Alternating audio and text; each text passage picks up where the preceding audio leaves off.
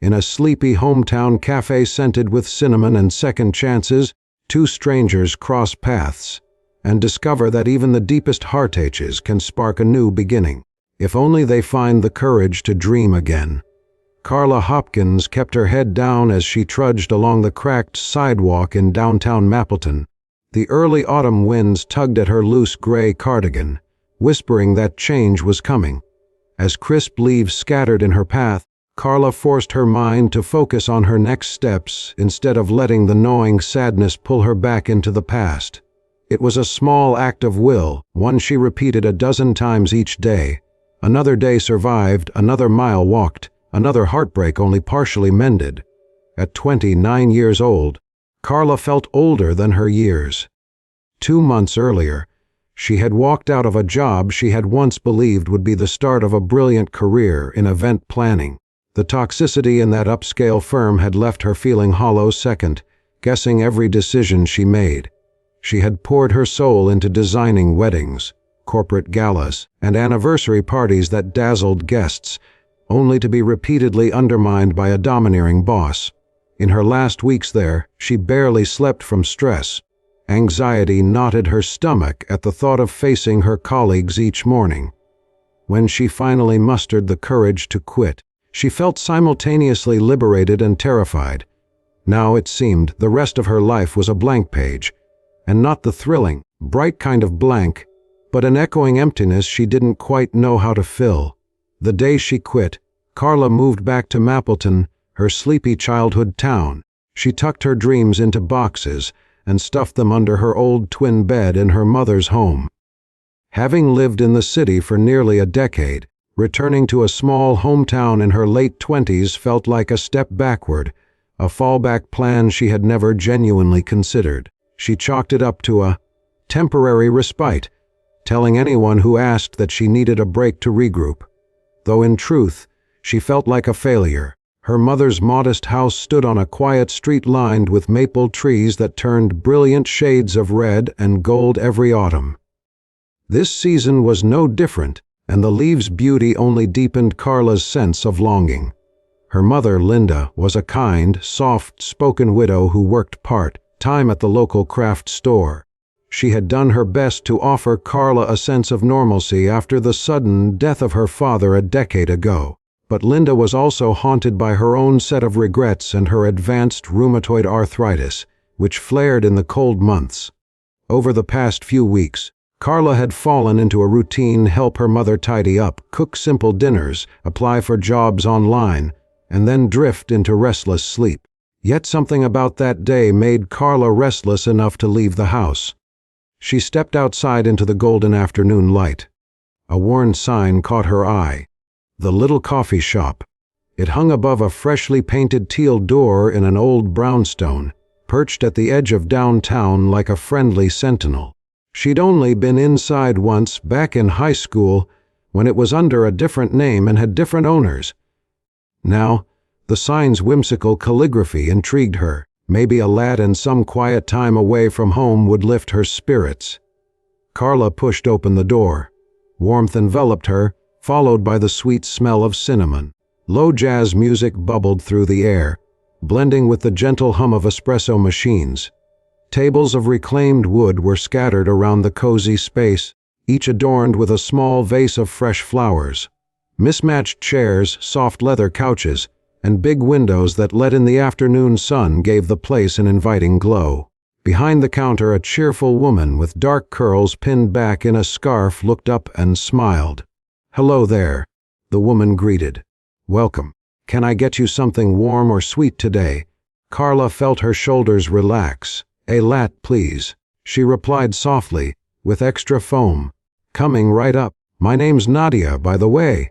This is my humble little shop," she said, spreading her arms wide as if to say, "Make yourself at home. We have lemon scones fresh out of the oven, if you're interested." Carla thanked her and ordered a scone as well, sliding onto a tall stool by the window. She cradled the latte in her hands, inhaling the comforting aroma. There was a feeling in the air, something gentle and hopeful. Sometimes she wished she could capture such moments in a jar and keep them forever, to open when the shadows of her fears and doubts closed in. Nadia soon brought over the scone on a delicate plate. "Here you go, still warm," she said with a wink. Carla thanked her again, took a slow bite, and nearly melted at the taste of buttery dough and tangy lemon. She stared out the window, lost in thought. Mapleton's main street was busy with people finishing work, rushing home, or strolling to a park that was famed for its centuries-old oak trees. She watched them all, feeling disconnected, someone who had stepped out of life's normal current. She felt that if she disappeared, the world would hardly notice. But little did she know that this day, that worn sign outside the coffee shop, and this seemingly ordinary moment marked the beginning of a turning point. One that would lead her to an unexpected encounter and spark the first flicker of a dream she had thought gone for good. Over the next week, Carla found herself returning to the little coffee shop almost daily. She would nurse a cappuccino while updating her resume or browsing job listings. There was something about the shop's soft ambience and Nadia's genuine warmth that soothed her. Occasionally, Nadia would pause in her work to ask Carla how she was doing, share a funny anecdote about a quirky customer, or offer a quick pep talk. Carla found she appreciated those moments more than she expected. Human connection, a little kindness, a reminder that not everything in the world was harsh. One crisp morning, the bell above the coffee shop door jingled, and Carla turned to look out of habit. In walked a man around her age, wearing a faded brown leather jacket. He had short, dark hair and the slight scruff of someone who hadn't bothered shaving that morning. He carried a worn messenger bag and looked somewhat disoriented, as if he hadn't expected the shop to look so inviting. Nadia gave him a big smile. "Good morning, friend. First time here?" He nodded, managing a small, polite grin. "Yeah, I just got into town." He seemed to hesitate, glancing at the chalkboard menu overhead. "Could I get a black coffee with a splash of milk?" Carla watched as Nadia took his order. She couldn't help noticing the uncertainty in his voice, the way he shifted his weight from one foot to the other, like he was used to bigger cities and bigger coffee chains, places where you didn't actually talk to people. Nadia poured him a cup of the shop's house blend and handed it over. "That'll be $3 even," she said. He fumbled with his wallet, handed her a crisp $5, and stared at the tip jar. It was shaped like a giant coffee mug, labeled Kindness Cup. He dropped the remaining $2 into it, nodded his thanks, then hovered awkwardly. Nadia clapped her hands once. "Don't just stand there, find a seat! We've got Wi-Fi if you need it. Or you can read a book from the shelf over there. Make yourself at home."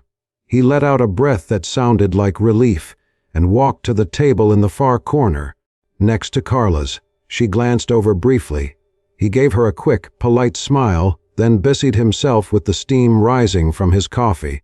Carla tried to return to updating her job applications, but the flicker of something in the man's expression lingered in her mind. "He looks like I feel," she thought, "like he's searching for something he isn't sure he'll ever find." After about an hour, Carla was still at her laptop, half listening to the subdued jazz music, half reading a new job posting for an event assistant at a local nonprofit. Out of the corner of her eye, she noticed the man had started rummaging through his bag, pulling out a small notepad and pen. He scribbled a few lines, paused, then sighed heavily, tapping the pen against the paper. A moment later, Nadia left the counter and approached him. "Everything all right there? Coffee's okay, I hope."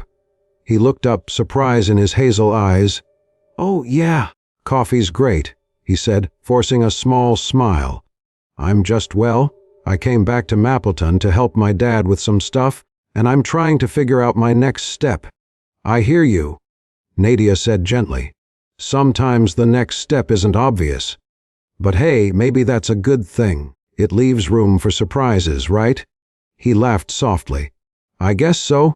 Carla turned her attention back to her screen, thinking that the man would probably want some privacy. She understood the delicate nature of going through something personal and not wanting to share too much with a stranger. Still, As the day wore on and the customers ebbed and flowed, she couldn't help sneaking occasional glances in his direction. Sometimes she found him looking back, always with the same polite nod, the same gentle, reticent courtesy. It wasn't until the afternoon lull, when the sunlight slanted just right through the windows, that the coffee shop was nearly empty. Just Carla, the man, and Nadia behind the counter, humming as she wiped down tables. Carla stood to refill her water at the self-serve station next to the man's table. He looked up from his notebook, giving her a tentative smile.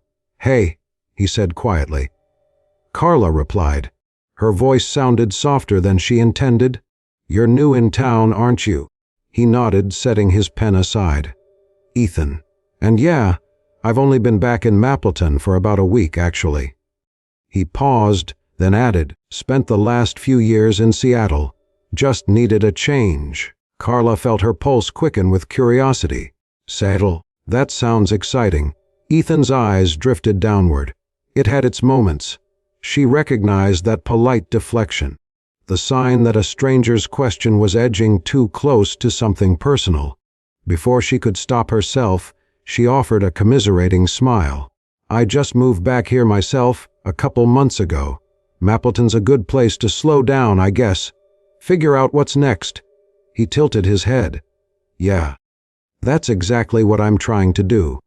They exchanged small pleasantries for a moment, about the leaves changing colors, about how the downtown area had been spruced up since they were both kids. Neither mentioned specifics of their reasons for returning, as if revealing the real story might give away too much. Still, there was an unspoken kinship in that moment, a silent understanding that sometimes life sends you back to the beginning when you're not quite ready for the end. Carla returned to her seat, and Ethan to his scribbling. But from that day forward, they found themselves crossing paths again and again in the little coffee shop.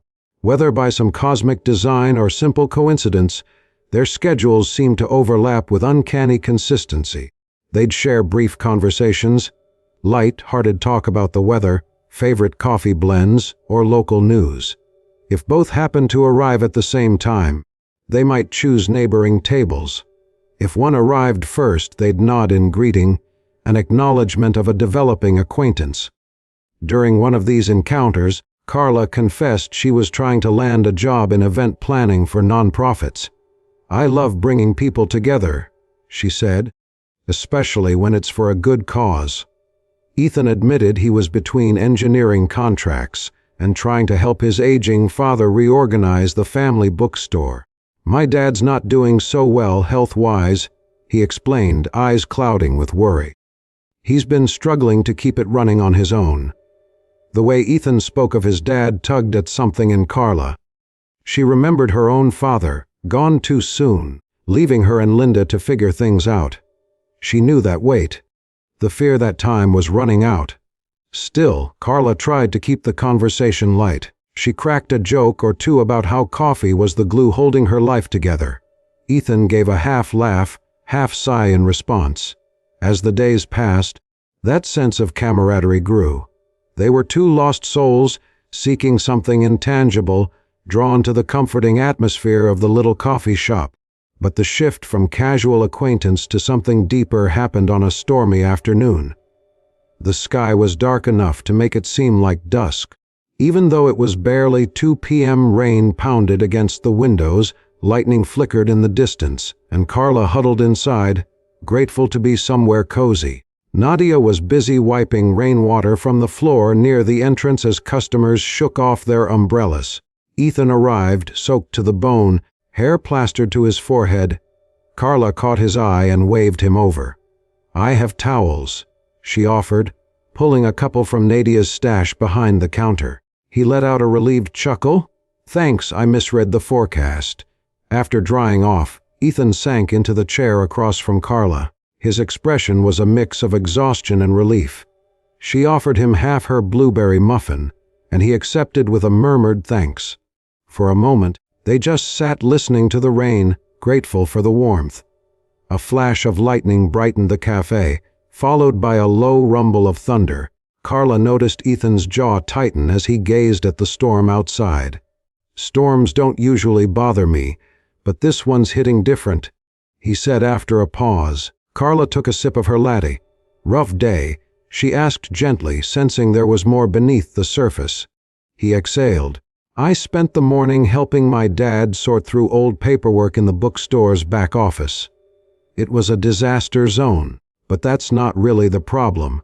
He rotated the coffee cup in his hands, quiet for a moment. Then he confessed, "Dad's cancer is advanced. I knew it was bad, but actually seeing how fragile he is." He broke off, blinking rapidly.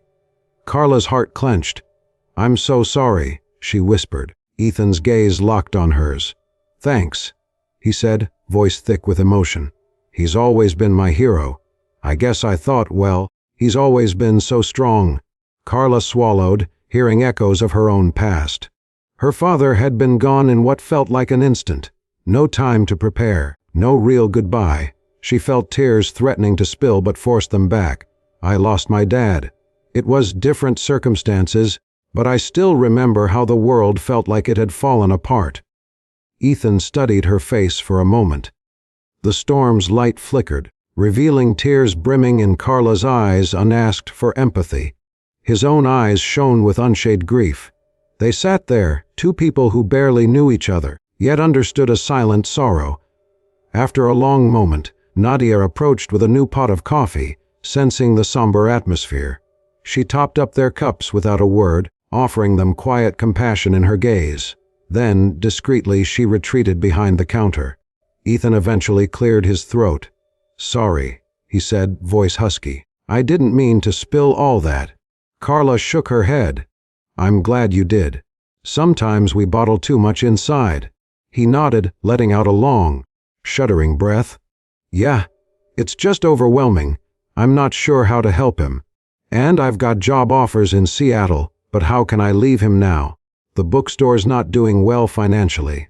He can't manage it alone, but he refuses to close it. It's complicated." "That's understandable," Carla murmured. "It's your family legacy in a way." Ethan managed a sad smile. "Yeah, that store was my dad's dream. He poured everything into it." Carla felt an upwelling of empathy, mixed with the stirring of an idea. She wasn't sure yet how it might take shape, but something about the bookstore, about dreams in danger of withering away, resonated with her. That day, in the midst of a raging storm, Carla and Ethan's paths entangled a bit more tightly. A few weeks later, Carla's life had settled into a cautious rhythm. She spent mornings sending out resumes, afternoons helping her mother, and late afternoons at the little coffee shop, where Ethan often joined her. They fell into easy conversation about life, regrets, fears, and the rare, bright spots that gave them hope. Nadia, ever the matchmaker, gave them knowing smiles but never pushed too hard. One Thursday evening, Carla walked up to the shop's door as it was getting dark. She noticed the neon open sign was off, which was unusual for that hour. Worried, she stepped inside to find Nadia standing in the middle of the cafe, looking dejected. Her eyes lit up at the sight of Carla. "Hey Carla," she said, attempting a smile. "I closed early tonight. Slow day. Plus, I just got some bad news from my landlord. He wants to raise the rent again, and I'm not sure I can afford it." Carla's stomach sank. "Oh no, I'm sorry. This place is so special. Mapleton would be a darker town without it." Nadia shrugged, hugging her arms around herself.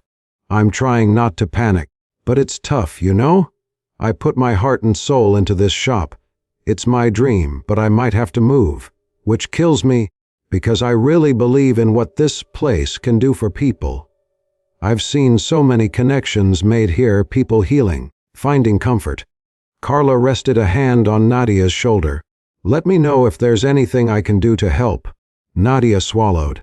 "Thanks, Carla. I appreciate that. A friend suggested I host an event or something to raise awareness for the shop, like a community gathering or a small fundraiser. But I don't know the first thing about planning that kind of thing." Carla felt a spark of determination flare in her chest. "Event planning. That's what I do." She looked around, taking in the warmly lit space, The chairs, the tables, the subtle decor.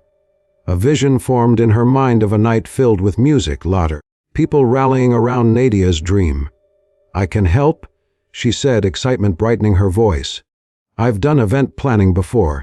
Galas, fundraisers, you name it. Maybe we could host a local art show or coffee tasting night.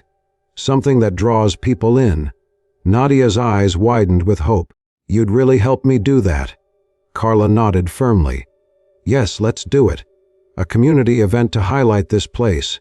Get people invested in keeping it open. We could partner with local artisans, or maybe local musicians. We'll create a campaign to raise money and gather support." A wave of relief passed over Nadia's face. "That would be amazing.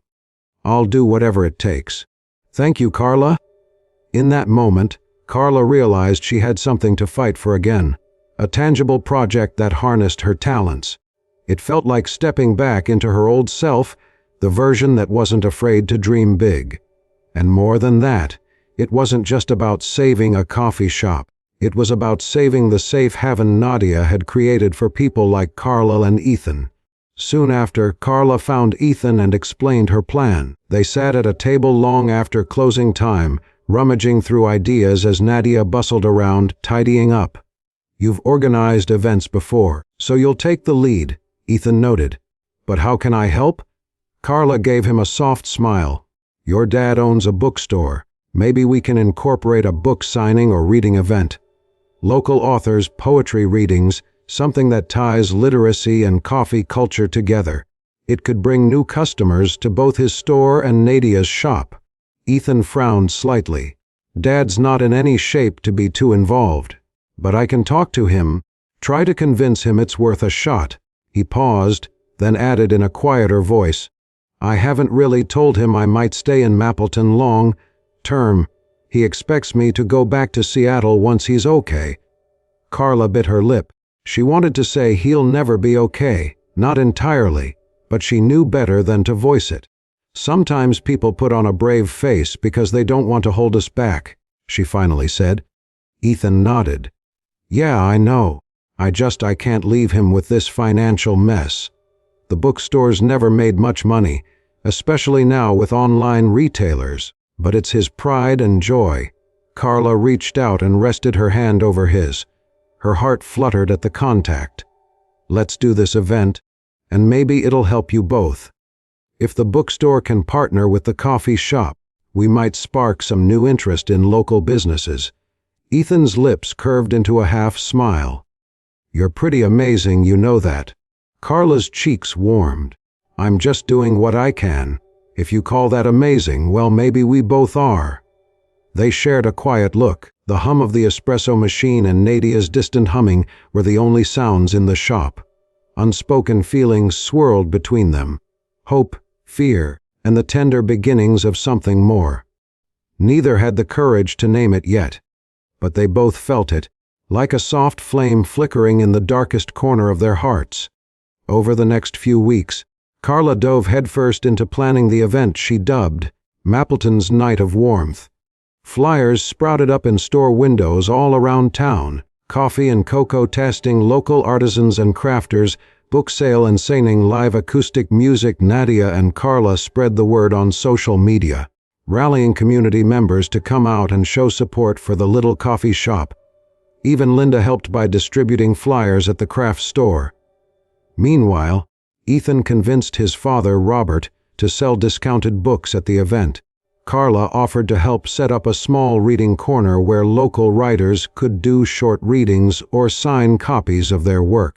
It was all building momentum toward a single night that could shape the future of the coffee shop, and possibly the bookstore as well. But as the event drew nearer, tension piled on. Carla began to worry about whether enough people would show up.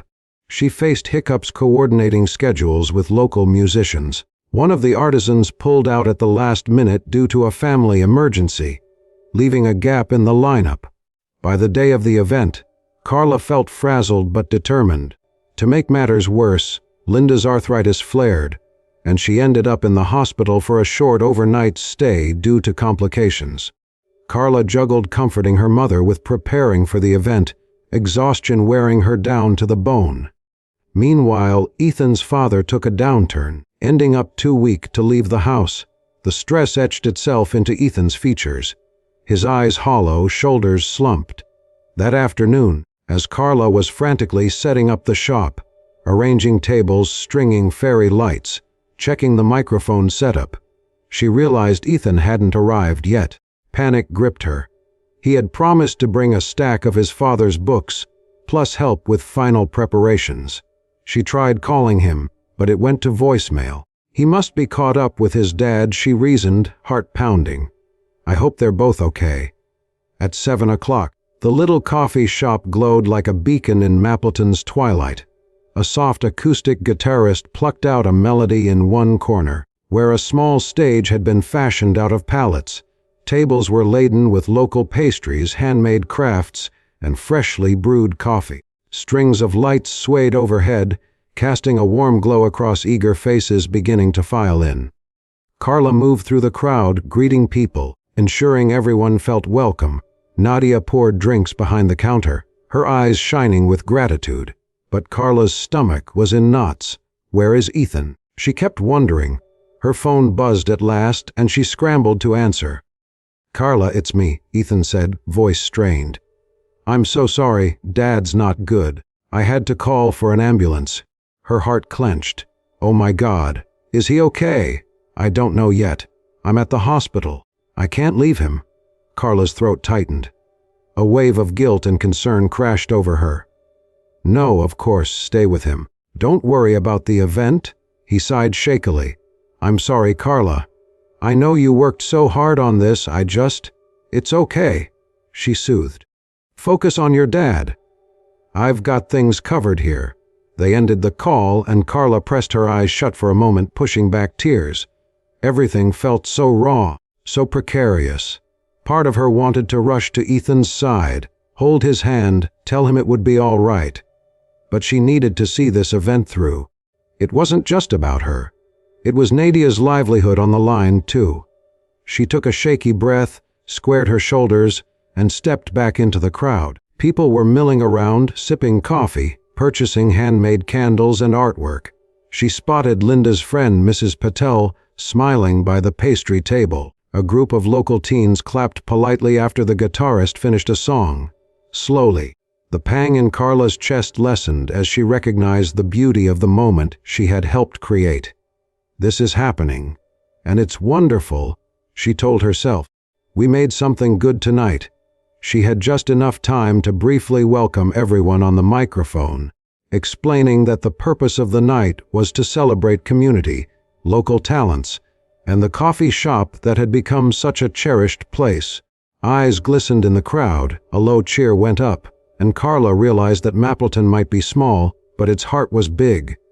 The event rolled on smoothly, and by the end of the evening, a large jar by the register was filled with donations.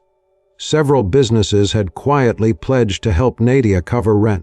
Local reporters had shown up to snap photos for the town newspaper. Carla felt a rush of fulfillment so strong it brought tears to her eyes. She scanned the crowd one last time, hoping against hope that maybe Ethan had arrived somehow, but he wasn't there. As people drifted out into the cool night, Carla finally allowed herself a moment to relax. Nadia swooped over, eyes wet with tears of gratitude, and pulled Carla into a big hug. I can't believe this, Nadia whispered. I think we did it. You did this, Carla. You saved my dream. Carla laughed, tears trembling on her lashes. No, we did this. And hopefully your landlord will realize how beloved this place is and reconsider the rent hike. But even if not, we have more community support than ever. Nadia nodded vigorously. This is only the beginning. Thank you. Carla smiled, hugging her back, yet her heart still pained with concern for Ethan. She excused herself, collected her coat, and headed toward the door. The night air was cool on her cheeks as she walked to her car. She felt torn, exhilarated by the success of the event, anxious about Ethan and his father, exhausted from days of nonstop planning. She decided to drive to the hospital. She needed to at least check on him, see if he was all right. Ethan was sitting on a plastic chair in the hospital hallway when Carla found him. The fluorescent lights cast harsh shadows across his drawn face. He looked up as she approached, relief flickering in his eyes. "Carla," he breathed. She sat beside him, placing a hand on his arm. "Any news?" He rubbed a hand over his face. "They're still running tests." He collapsed, couldn't breathe properly. "I was so scared." She pressed her lips together, searching for something comforting to say. "I'm sorry," she finally whispered. "I wish there was something I could do." Ethan's shoulders sagged. "Just thanks for being here." Carla nodded. They sat in silence for a long time. The distant beep of machines, the hush of nurses passing by, the smell of antiseptic. Everything felt stark and raw. Eventually, a nurse came to update them. Robert's condition was stable, but he needed rest. They couldn't see him yet. Ethan sighed, burying his face in his hands for a moment. Carla carefully threaded her fingers through his, offering quiet solace. "That event you worked so hard on, how did it go?" he asked at last, voice muffled. Carla told him about the turnout, how people had responded, the money raised, the local press coverage. She tried to capture the warmth in the room that evening. Despite the worry in her heart, a sense of pride and fulfillment filled her voice. "I wish I could have been there," he murmured. "I really do." "I know," she said softly, "but you were where you needed to be." He sighed, a turbulent mix of relief and guilt in his expression. "I am thinking about staying here for good, Carla," he confessed after a pause. "Saddle is just it's not where my heart is anymore. I want to be with my dad, even if it's hard." Carla felt an ache in her chest. Part of her soared at the idea that he might remain in Mapleton, that they could continue whatever it was that had been forming between them. But she also understood the heaviness of his situation. "That must have been a hard decision," she replied softly. He nodded. "I'm not sure if Dad has weeks or months left. But I know I don't want him to go through it alone." Carla pressed his hand gently. "You won't regret caring for him. You'll cherish these moments later, even though it's heartbreaking now." Their eyes met. Two souls that had carried burdens of grief and regret, each searching for a path forward. For a moment, it felt like the world had narrowed to just them. Carla realized how close she was to Ethan's face, saw the flicker of something in his eyes. A longing, a need for comfort. Her pulse thundered as she leaned forward, and he inclined his head. Their lips met in a soft, tremulous kiss, a moment of fragile tenderness in a harsh, fluorescent-lit hallway. When they broke apart, both breathed shakily. Neither spoke. They simply let the magnitude of the moment settle, like a promise shared in silence. A week later, Robert was discharged from the hospital. He needed ongoing care at home, and Ethan devoted himself to reorganizing the bookstore's affairs. With Carla's help, he started exploring ways to do online sales, host more community events, and partner with the little coffee shop. Between the two establishments, there was a synergy that breathed new life into Mapleton's local scene. Carla, in the meantime, found a part-time position with a local nonprofit, helping them coordinate small fundraisers. It wasn't the high-profile corporate events she once thought she wanted, but it brought her a sense of fulfillment she had never truly felt at the glamorous city firm. She was doing something meaningful, connecting real people, supporting real causes. Nadia negotiated a more manageable lease with her landlord, thanks in part to the successful event's publicity and donations. She beamed at Carla each morning, welcoming her with a coffee, always brimming with gratitude. The shop remained a sanctuary of warmth, drawing in regulars and newcomers alike, where quiet kindness flowed as steadily as the espresso. Carla's mother, Linda, stabilized after her hospital visit. Though she still dealt with arthritis, Linda took comfort in her daughter's renewed sense of purpose. And in Ethan's companionship, sometimes Linda would send Carla off with a smile, telling her, "Go see that nice young man. You both need each other right now." And indeed, Carla and Ethan spent more time together, some days at the bookstore, sorting dusty tomes and dreaming up new displays. Other days at the coffee shop, planning future events that could support local businesses or raise funds for children's literacy programs. At night, they'd sit on Ethan's small porch, sipping tea under the stars, talking about the future in hushed tones. Sometimes they'd share soft kisses, a gentle reassurance that they could find hope and even joy in the midst of uncertainty. Robert's health continued to decline, but not before he witnessed the transformation of his beloved bookstore into a more viable, community-focused venture. In a moment of clarity, he told Ethan, "I'm proud of you, son. You're doing something real, something that matters." Ethan stood by his father's side until the end, comforted by the knowledge that they had done all they could to keep the bookstore alive. When Robert finally passed away peacefully one cool autumn evening, Ethan was grief-stricken yet strangely at peace. In the days that followed, Carla was his anchor, reminding him that he was not alone. On a crisp, sunny morning after the funeral, Ethan unlocked the bookstore's door.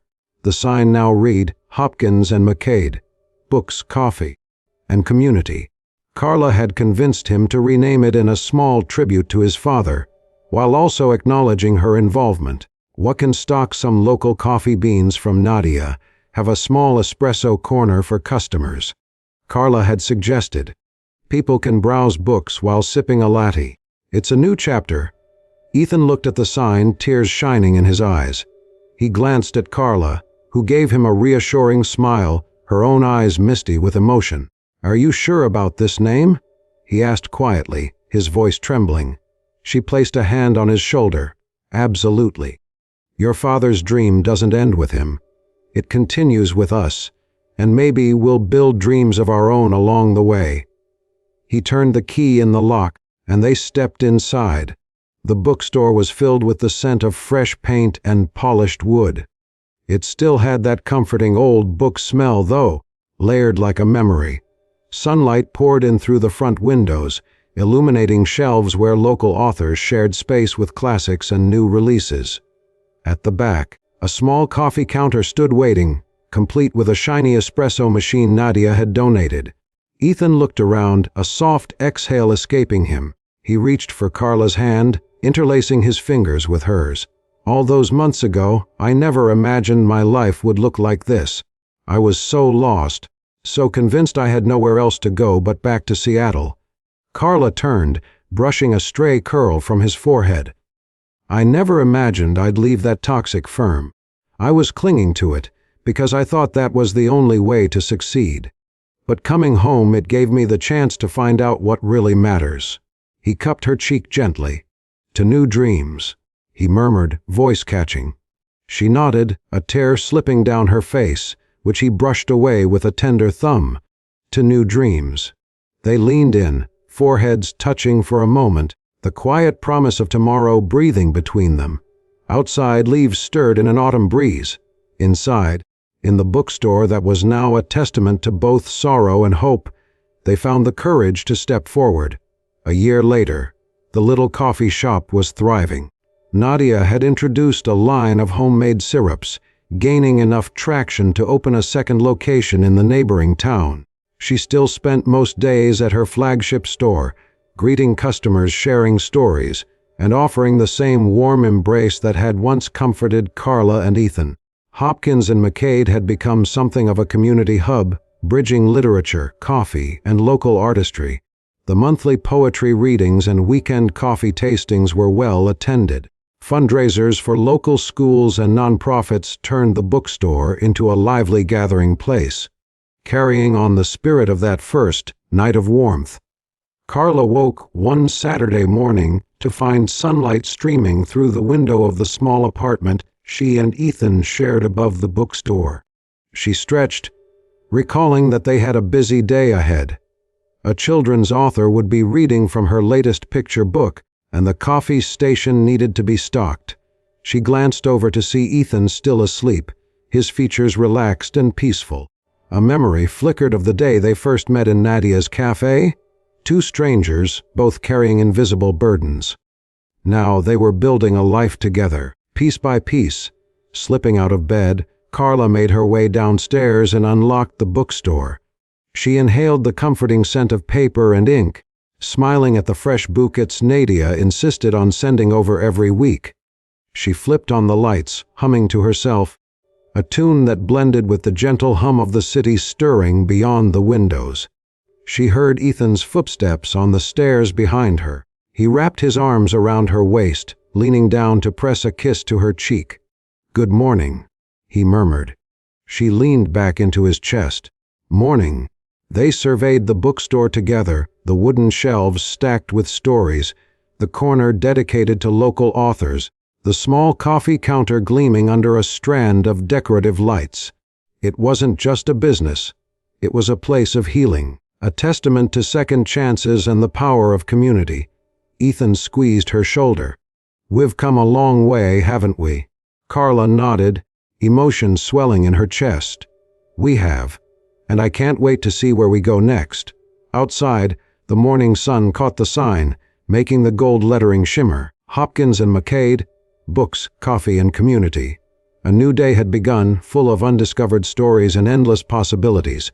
Inside, two people, once weighed down by doubts and heartbreak, stood with arms around each other, knowing they had found more than just a way forward.